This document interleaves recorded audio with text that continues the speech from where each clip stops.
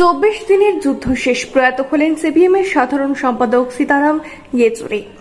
প্রয়াতকালে তার বয়স হয়েছিল 72 বছর। সংকটজনক অবস্থায় গত কয়েকদিন ধরে তিনি ভর্তি ছিলেন দিল্লির এইমস হাসপাতালে। দলের তরফে মঙ্গলবার প্রকাশিত বিবৃতিতে জানানো হয়, শ্বাস প্রশ্বাসের সমস্যা দেখা দেওয়ার কারণে তাকে রেসপিরেটরি সাপোর্টে রাখা হয়েছে। চিকিৎসকদের একটি দল ইয়েচুরির শারীরিক অবস্থা পর্যবেক্ষণ করছেন। গত সপ্তাহ ইয়েচুরির শারীরিক অবস্থা সংকটজনক বলে চাউর হয়েছিল, যদিও সেই সময়ে সিপিএম এর তরফে বিবৃতি দিয়ে বলা হয়েছিল ইয়েচুরি চিকিৎসায় সাড়া দিচ্ছেন এবং শারীরিক অবস্থার উন্নতি হচ্ছে। এরপর মঙ্গলবার সকালে দলের বিবৃতিতে জানানো হয় ইয়েচুরির অবস্থা অতি সংকটজনক।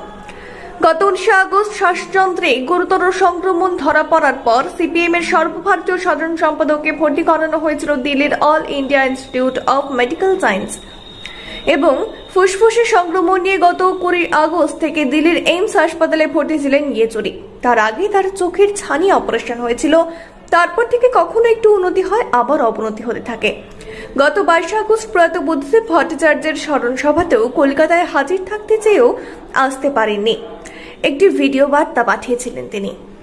1952 সালের 12 আগস্ট চেন্নাইতে জন্ম সীতারাম ইয়েচুরির পৈতৃক বাড়ি অন্ধ্রপ্রদেশের হায়দ্রাবাদে।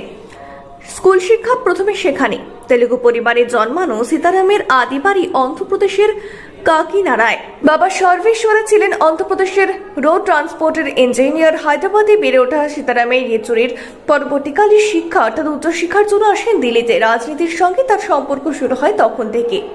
দিল্লিতে সেন্ট স্টিফেন্স কলেজের অর্থনীতিতে স্নাতক হওয়া সীতারাম ইয়েচুরি জেএনইউ-তে একই বিষয়ে স্নাতকোত্তর করেন। দুটি ক্ষেত্রেই তিনি ফার্স্ট ক্লাস নিয়ে পাশ করেন। পরবর্তীতে জেএনইউ-তে অর্থনীতি নিয়ে তিনি পিএইচডি করেন। অত্যন্ত শিক্ষিত এই মানুষটি দেশের সব রাজনৈতিক দলের নেতাদের কাছে খুব পছন্দের ছিলেন।